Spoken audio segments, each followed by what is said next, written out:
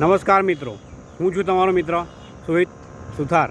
અને આજે તમે જોશો કે વાસદ જે બ્રિજ છે ત્યાં આગળ જે કામ ચાલતું હતું બ્રિજનું, જે જૂનો હતો અંગ્રેજો દ્વારા બનાવેલો, એની ઉપર નવું બનાવવામાં છે લોખંડની એંગલ નાખીને.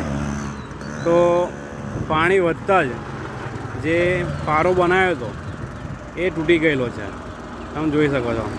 તો શું લાગે છે તમને કે આ બ્રિજ વરસાદ પહેલાં ઉપર થઈ જશે કે પછી આમ જ આ રીતે પાણીમાં ગરકાવ થઈ જશે? જોવાનું રહ્યું.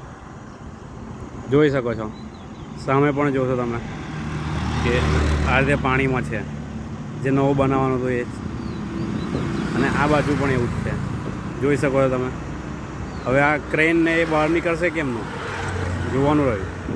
પાણીનો સતત વધારો જ થશે, હવે ઘટાડો નહીં થાય.